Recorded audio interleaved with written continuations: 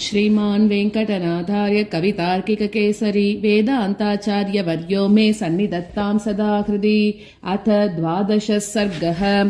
तथाविदानन्दमहापयोधेः तरङ्गवृत्त्या भजतोऽवतारान् अशेषरूपेषु अनुरूपरूपा देवी जगन्नेतुरनुप्रजज्ञे। सा तस्य नित्योदितदिव्यदाम्नः पत्युः प्रिया भानुमतः प्रभेव अध्यासितुर्द्वारवती मधुरात् व्यक्तिं शुभां प्राप विदर्पदेशे। शिखण्डकं निष्प्रतिमं श्रुतीनां शृङ्गारलीलोपमविश्वकृत्यम् अधीयते तन्मिथुनं स्वभावात् अन्योन्यजीवातुमनन्यभोग्यम्। दयेव नित्यं दयिता त्रिदाम्नः सर्वेषु भावेषु समानभावा परावराणां जननी प्रजानाम् आसीत् विदर्भाधिपतेरपत्यम्। महीतलान्मैथिलसीरकृष्टात् क्षीरोददेराहितमन्तशैलात् भृगुद्वहात् ख्यातिमतश्च याभूत्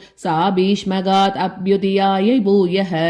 अमन्यतैनां तनयां स राजा रुक्मी च मोहात् अनुजामजन्यां यामेकपत्नीमनघस्य पुंसः प्रजासृजां मातरमामनन्ति। त्यक्त्वा परा स्त्रीर्गुणराशिरेणां शरण्यभूतां शरणं प्रपेदे प्रायेण दोषैरविविक्तवासात् भीतः स्वयं भीष्मकराजकन्याम्। आरब्धदेहामिव भागधेयैः अक्षीणि लक्ष्यान्तरतो नियन्त्रीं सुतामिमां प्राप्य सुधामिवान्याम् अमर्त्यकल्पौ पितरावभूताम्। अनन्यवृत्त्या गणदामुपेतैः अप्रौढसूर्येन्दुमयूकजालैः सुवर्णरत्नैरथवा प्रक्लृप्तां सुतां सुजाता कृतिमन्वभूताम्। महीयसीं मङ्गलदीपमालां विद्युत्प्रकाशा विददे कुमारी आकल्परत्नांशु तिरस्करण्या दीप्त्या रजन्यामपि दीनभासम्।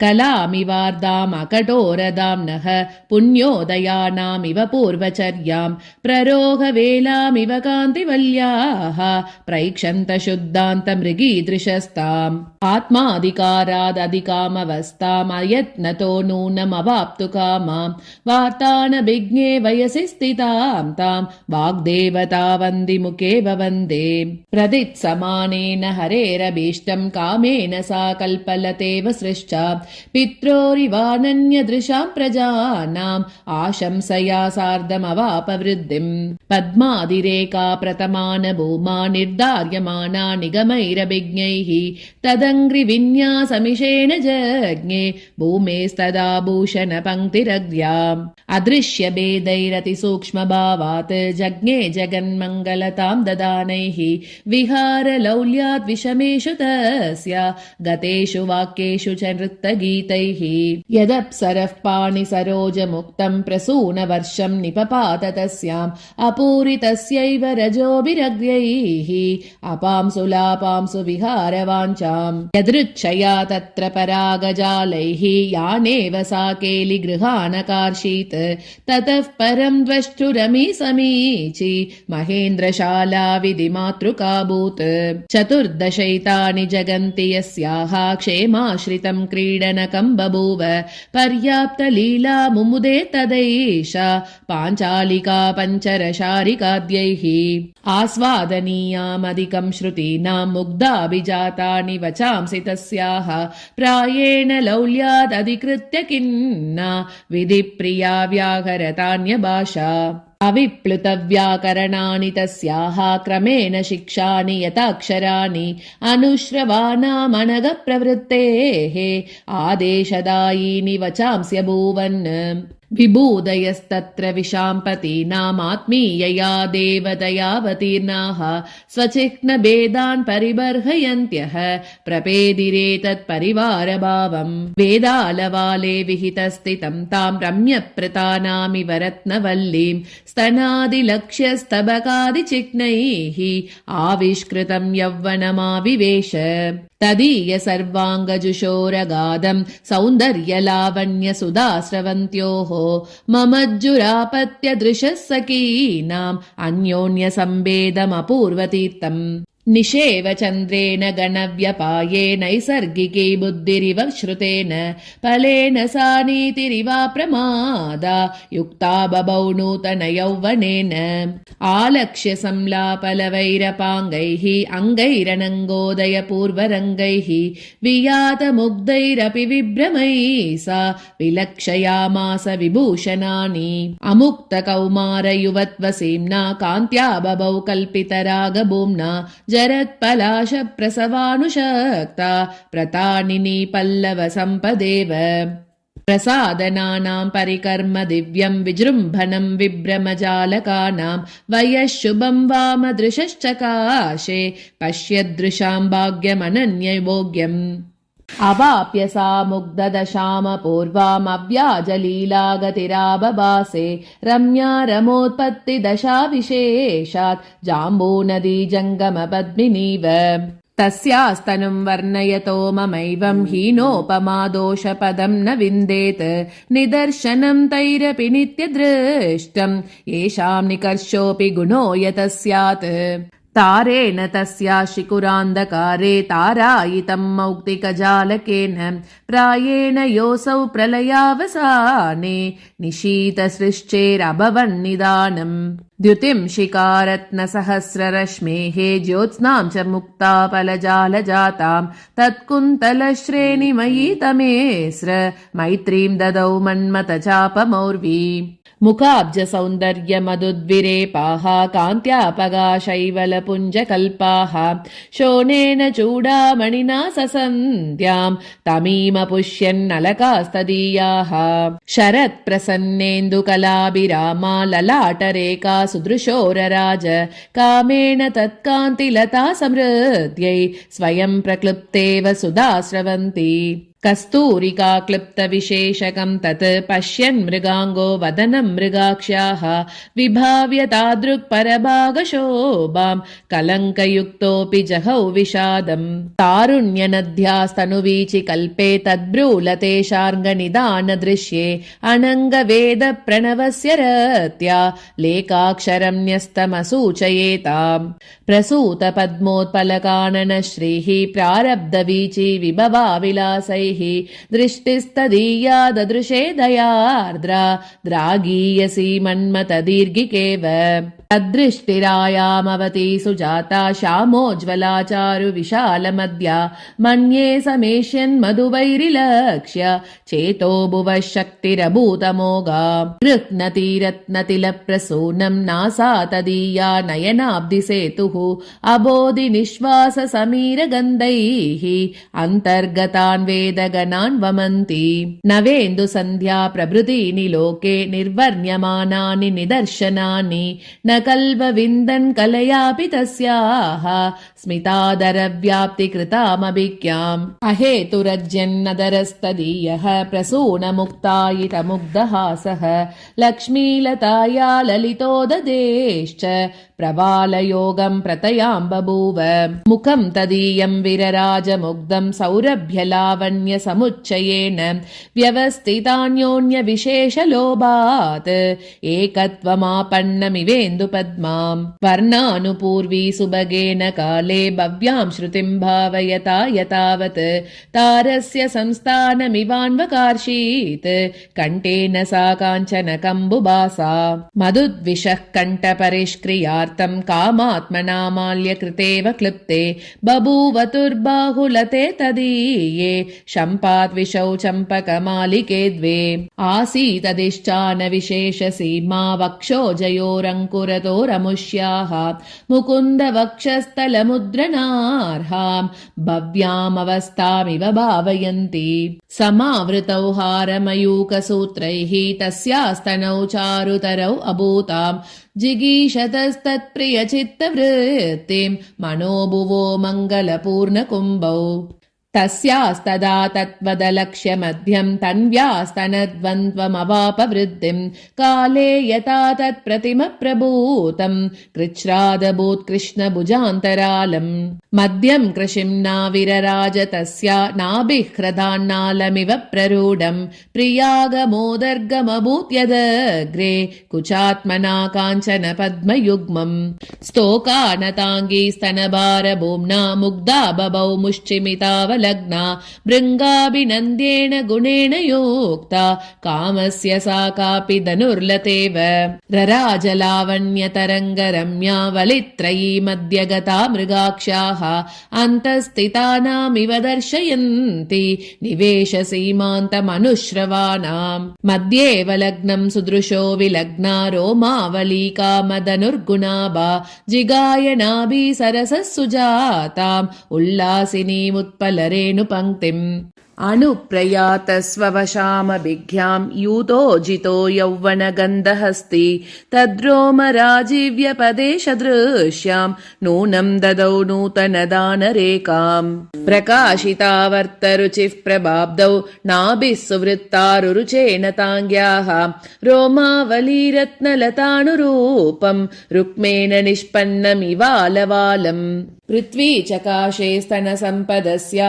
लावण्यमम्बो नियतं च तेजः श्वासोदयो गन्धवः शुभाङ्ग्याः नाभिश्च मद्यं च नभो विभक्तम् गजेन्द्रहस्तादिषु तत्समत्वे दूरे सतां दोषगुणावमर्शः भविष्यतश्चार्ङ्गभृतस्तदूरु लीलोपदाने किमतोदिकेन मनोज्ञवृत्तं मधुबुद्बुदापं चक्षुष्मतां सादरदर्शनीयं स्वदेहकान्ते सविशेषदृष्टौ जानुद्वयं दर्पणतामयासीत् उदेश्यतः पञ्चशरस्य तस्यामुत्पादयिष्यन्नुचितं निषङ्गं विधि स्वयं मातृकया किलार्ति जङ्गायुगं वीक्ष्य जहर्ष तस्याः कलाशिकां काञ्चनसारक्लिप्तां कान्ते शुभां कामपि काहलीं च शशङ्किरेणन्यसमीक्ष्य शोभां जगन्ति जङ्गामवलोक्य तस्याः अलक्तगातभ्यधिकात्मरागा पदद्वयी पद्मदृशच्चकाशे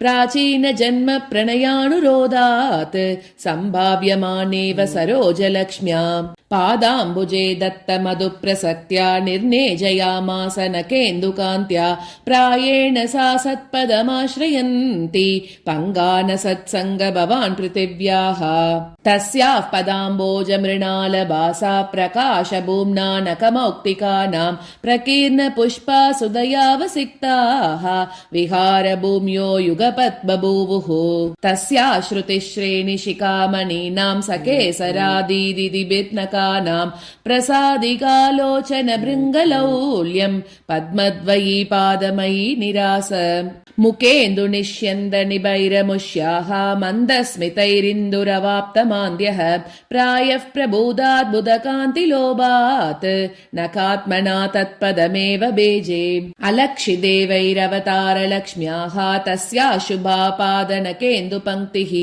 आगामि कल्पेषु अधिकारलोभात् तारावलिस्तत्पदमाश्रितेव जातेन मञ्जीररवैश्च तस्याः प्रायः पराभूतगतिप्रणादाः शिक्षा विशेषार्थमिवादिचक्रुः पादानुवृत्तिं प्रणयेण हंसाः रराज दिव्यैरधिराजचिह्नैः श्लाघापदं तत्पदमागमानाम् अश्मानमास्तापयदा परस्तात् यत्पाणिना विश्वपतेरवाप्यम् अतीत्य कृच्छ्रात् समुदाय शोभां प्रत्यङ्ग सौन्दर्यपरादिदृक्षा पर्यभ्रमत्प्राप्त विहारडोला पुष्पेषु भृङ्गीव मुहुः सखीनाम् शृङ्गारयोनेरिव शिल्पविद्यां दिव्यां त्रिलोक्या इव दिष्टवृद्धिं सीमान्तरेखामिव सम्पदस्तां जगुस्त्रियो जङ्गमरत्नसृष्टिम् पयस्य याभीष्टवरानुयोगे सा पश्यदात्मानममन्दलज्जा असूचयन्नूनमनेन तस्याः स्वलक्षणं शौरिमनन्यलक्ष्यम् अलिप्सतश्वेव हविस्तदैनां दैत्यस्वभावो दमघोषजन्म तस्मै च कृष्णैकमनोरथां तां रूपादिकां दातुमियेष रुक्मी परस्परं भूषयतः प्रतीकान् औद्वाहिकं मङ्गलमुद्वहन्त्याः प्रायस्वदीप्तेरतिरोधिमिच्छन् आवारयन्नाभरणानि तस्याः लावण्यकल्पद्रुममञ्जरीं तां शृङ्गारदिग्वारणवैजयन्तीं सौन्दर्यदुग्धोदसुधाप्रसूतिं सैरन्द्रिका प्रेक्ष्यमितः शशंसुः स्वभावजादव्यधिकं तदङ्गे श्वासादितं सौरभमङ्गरागैः स सर्वगन्धोऽपि यदन्वयेन प्रभूतमामोदविशेषमृच्छेत् व्यामातिरिक्तस्तनकुम्भभूम्ना व्याप्ताकृतिं यौवनकुञ्जरेण प्रसादयन्त्यः पतिदेवतास्तां नातोचितां प्रेक्ष्य न तृप्तिमापुः मौलौ सुकेश्या स्फुटरश्मिजालं मुक्तामयं जालकमाबबन्धुः क्रीडोचितं कृष्णमृगं गृहीतुं तेन स्मरो वागुरिकस्तदाभूत् मुखेन्दुलावण्यसुधाप्रवाहे मुहुः प्रतीपप्लवनोद्यतेन तत्कर्णभूषामकरेण मन्ये मन्दीकृता मन्मथलाञ्जनश्रीः अनन्यदृष्टिं विततानतामपि आदर्शसङ्क्रान्तिविशेषदृश्यं प्रसादनैः प्राप्तगुणैः प्रतीक्ष्यं तस्यामुखं तामरसायताक्षम् मनुष्यता कञ्चुकितात्मभूम्नः काले चकाशे कुचकञ्चुकश्रीः रत्नाचले भोगिशयप्रियायाः स्वतल्पनिर्मोक इवावलीनः अंसावलम्बिन्यसिते क्षणायाः कम्पोज्ज्वला काचन रत्नमाला अलक्ष्यतोल्लासितरम्यरश्मिः कामार्पिता कान्तिविहारडोला प्रभा प्रवाहोदितसैकताभे स्तनद्वये तामरसेक्षणायाः तत्कन्दराशङ्गमतल्लिकायाः प्रसूतिराशङ्क्यतहारवृत्त्या अभासतात्मस्मितसौम्यभासा हारेण हृद्येन जगत्प्रतीक्ष्या प्रियस्य चन्द्रं हृदयाद्विदातुः प्राप्तानुसारेव निसर्गशुद्धम् रराजमुक्ताभिरवाप्तपेनं रत्नाङ्गदं प्राप्तगुणं तदङ्गे प्रवाहवृत्तेर्परिवृत्तिभेदात् महीयसी मण्डलितेव कान्तिः प्रतिक्रियामात्मतिरस्क्रियायाः प्रायस्वयं व्यापृतया विदातुं तदङ्गयोगोज्ज्वलरत्नदाम्ना सञ्चादितं मे कलयान्तरीयम् शिखण्डकानि श्रुतिसुन्दरीणां चारूणि पादाभरणानि तस्याः पदेषु सङ्कर्षवशादिवासन् मितः पुरोभागि पदास्पदानि अनुक्षणं बन्धुजनैरमुष्याः आमुच्यमानेषु विभूषणेषु अयत्नदस्तानि तदन्तराले कृतास्पदा केवलतात्यशेत अभिन्नरूपामनुवेलबिन्दात् प्रसादनादभ्यधिकां प्रसद्धिं विलोकयन्ती जनता तदीयां व्यावर्तयामास ततो न दृष्टिम् आदर्शबिम्बेन तदङ्गकान्तेः आक्षाम्यता निष्प्रतिमत्ववादं प्रतिप्रवृत्तिं प्रतिमां विदाय प्रख्यापिता वृत्तवतामपीर्ष्या निनीशितां देवगृहं ययैताम् आकल्पलक्ष्म्या समयोजयन्त मुकुन्द संस्पर्शमवाप्तुमर्हा सैव स्थिरादन्यतमा बभूव पतिव्रताः पार्थिवयोषितस्तां प्रत्यङ्गसौन्दर्यनिमग्नभावाः कृताशिषः कृष्णमनोरथस्ताः आरोप्य कर्णीरतमन्वगच्छन् मङ्गल्यसङ्गीतसमेतयात्रा मनुष्यदेवीभिरनुद्धृता सा निनंसितैषा स्वयमेव देवी नान्येति सद्भिर्निरनायिनाता भावान्तरेषु प्रतिपन्नलीला पैतामहादीनि पदानि दातुं स्वदत्तशक्ते कुहना मनुष्या कुतश्चिदिष्टं स्वयमाशशंसे प्रणम्य मूर्ध्ना निहितोपहारामुत्तस्तुषीमुत्सवदेवतैनाम् अवोचदारादशरीरिवाचा परैरजय्यम् पतिमाप्नुहीति पत्या निजेन परिणीतिमवाप्तु कामा लब्ध्वा वरं ललितमुत्सवदेवतायाः तेनैव सा समसमीहितसिद्धिरासीत् मानादिका जगति मन्मतेन ऊरू स्वयो नयनकमलं ब्रूलता चापि तस्याः प्रावेपन्तप्रियमुपगतं सूचयन्ति स्ववृत्त्या आरादासीदलघु तुलसी गन्धसौम्यः समीरः प्रत्यासन्नं मुहुरुदचरत् पाञ्चजन्यप्रनादः इति श्रीकवितार्किकसिंहस्य सर्वतन्त्रस्वतन्त्रस्य श्रीमद्वेङ्कटनाथस्य वेदान्ताचार्यस्य कृतिषु यादवाभ्युदये महाकाव्ये रुक्मिणीयभ्युदयो नाम 12 सर्गः। कवितार्किकसिंहाय कल्याणगुणशालिने श्रीमते वेङ्कटेशाय वेदान्तगुरवे नमः। श्रीमते निगमान्तमहादेशिकाय नमः।